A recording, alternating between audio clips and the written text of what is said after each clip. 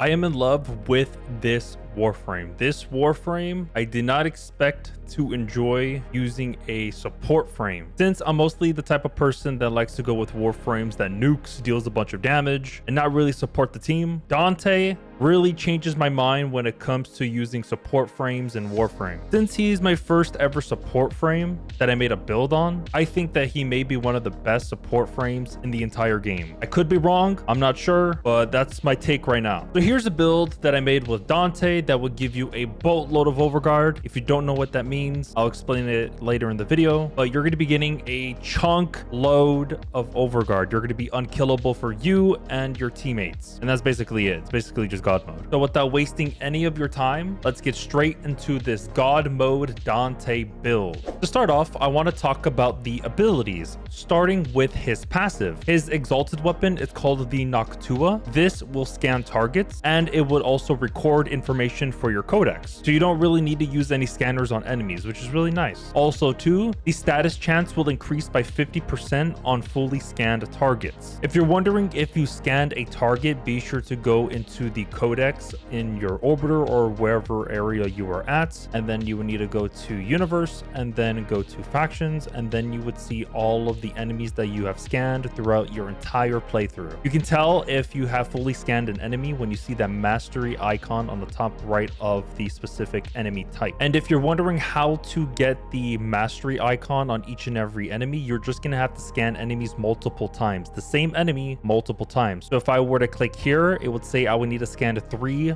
enemies of this guy. So I have 2 out of 3, and that's why it is not mastered. His first ability is the Noctua. You will summon the Exalted weapon, and when you pull it out, you will unleash this AoE projectile in front of you that will deal radiation to them. And for your primary fire, you're going to be dealing slash. Since we have mods for the Noctua that will grant us multi-shot, we're going to be using the alternate fire really often. The Noctua will have unlimited ammo at the cost of draining your energy with each shot. So when you cast it, you're going to lose energy, and when you continuously fire, you're going to lose energy. And same goes for your alternate fire. As soon as you activate your first ability, the Noctua will override your secondary weapon. So as long as number 1 is activated, your secondary weapon will turn into the Noctua. And as soon as you deactivate it, you can freely use your secondary weapon in your loadout. So to summon the Noctua, activate your first ability. Once you do, you'll see a bar underneath your reticle. That is the alternate fire. You're going to want to activate it, and this will unleash that little wave of energy. And as what you saw there, it said scan. I have not discovered or found this enemy, so I'm getting more scans. And to charge it, you can either wait, or you can just use your primary fire to charge it up even more. Luckily, with multi-shot, it will grant you more charges, and then alternate fire, bada bing, bada boom, and that's basically what you need to do for your number 1. For your second, third, and fourth ability, you're going to be using this to conjure spells, which I really like about Dante. To start off, his second ability is called the Light Verse. This is your main go-to survivability because this will grant you and your allies overguard. And this will also increase your health, but mainly with overguard, what's really special about this is that you are immune to status effects from enemies. So that could be like viral, radiation, heat, ice, etc. Basically every status effect in the entire game. And also too, it would grant you 100% knockdown resistance. So basically when enemies do like a powerful attack on you, instead of you getting knocked down, overguard will just wipe that out of existence. And the amount of overguard you're going to be getting ties to your strength. So what I went with is more strength for this build. I think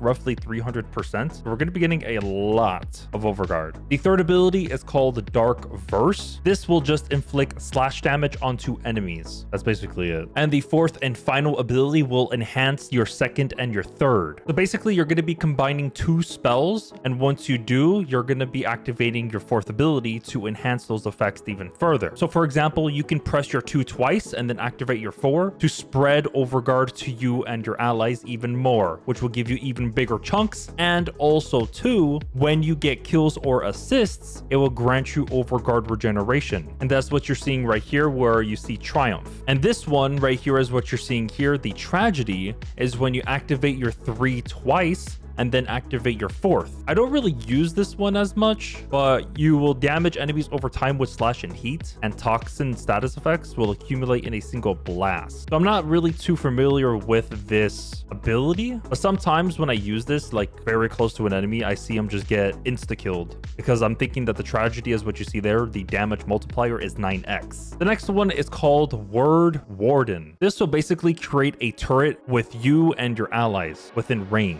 So you would need to activate your 2 and then your 3 and then your 4th. And this turret will also attack enemies if you do hit them. If you miss, it won't attack them. And the last one is called Page Flight. This will create birds for you only, not for your teammates. I just want to clear this thing out. It's only gonna apply to you, not your teammates. When the birds hit enemies, it would make that enemy become vulnerable to status, and it would also increase your status damage to that enemy. Also too, the birds will also distract the enemies from your teammates. So as what you see on the bottom right of the screen, this is your conjuring book. You will need to input 2 abilities either from your 2 or your 3. So if you want to cast Overguard for you and your allies, you will need to press 2 twice. It would be right here and then another one right there, and then activate your 4 to spread it. Even though I don't have teammates near me, they will get Overguard with that combo. If you want to spawn in your turret, you're going to want to press your 2 once and then activate your 3 once. As what you see there, there's the icon. I'm going to press 4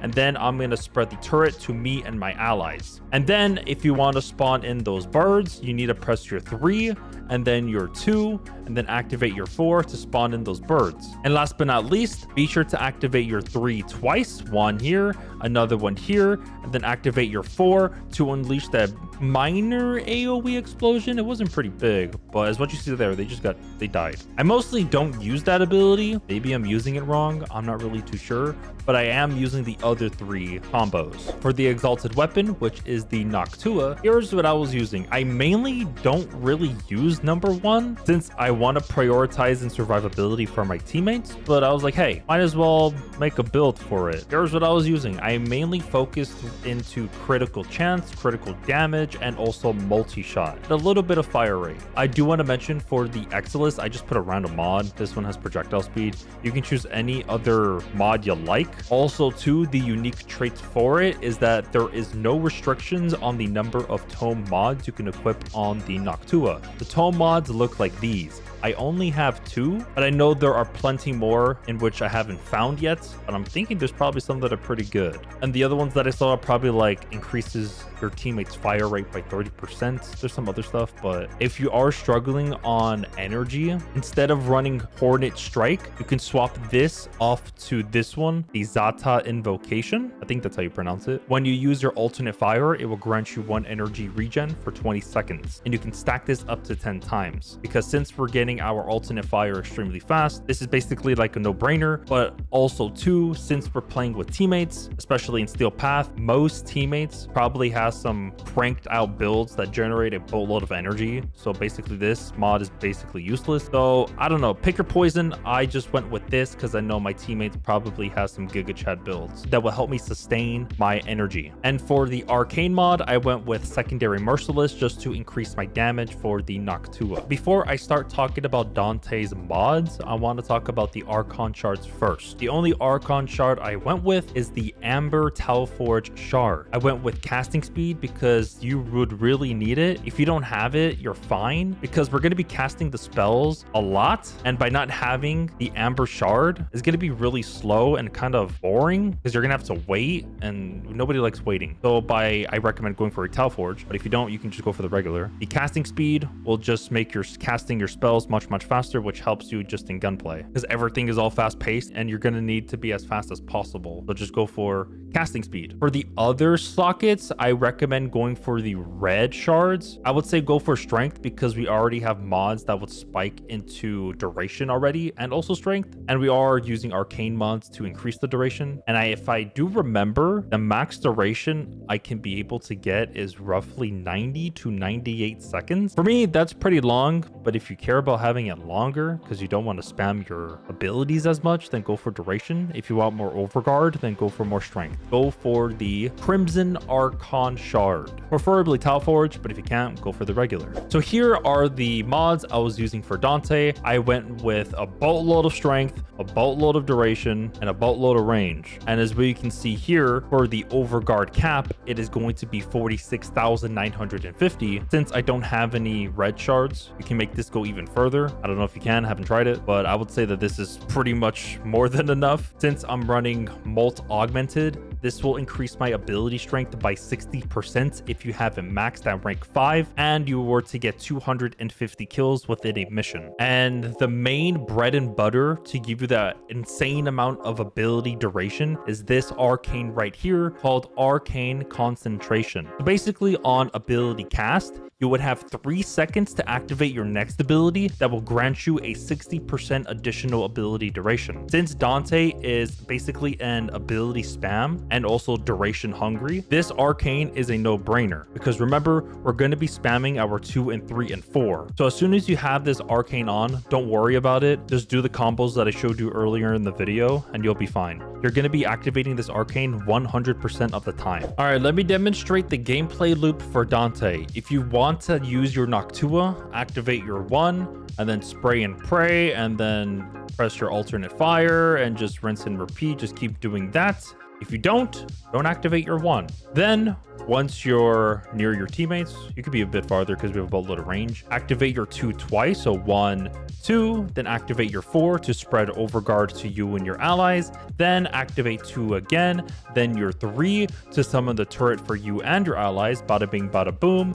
Then do your 3 and then a 2 to give you even more status damage and chance. And then if you want to bust the load on everything, press your 3 twice and then press your 4 and bada bing, bada boom. That's basically what you need to do for Dante. There are 2 schools that I highly recommend using. If you struggle on energy, go for Zeneric and max out Energy Pulse, Wellspring, and Hardened Wellspring. These 2 are optional for your operator. So it'll be Void Siphon and Void Flow, but mainly focus on these 3. If you want to get more overguard, then go for Matarai. This will give you 40% increase in strength if you were to Void Sling twice. And the skill tree you're going to need to go to is this right here. So go and get Chain Sling, then get Sling Strength. So switching to your Warframe after channeling a Sling adds 40% ability strength for 20 seconds. And then for the optionals, go for these 2, Inner Gaze and Eternal Gaze. Ignore this right here. I got the bow, I believe it is for the Matarai. Ignore this section right here if you don't have it on your screen. Don't worry about this. If you guys did enjoy this build video, I hope that helped you and you learned something new. And if you did, I would greatly appreciate it if you were to hit that like button and also subscribe. I hope you guys have a good rest of your day, evening, or afternoon. Take care, and I'll see you guys in the next video.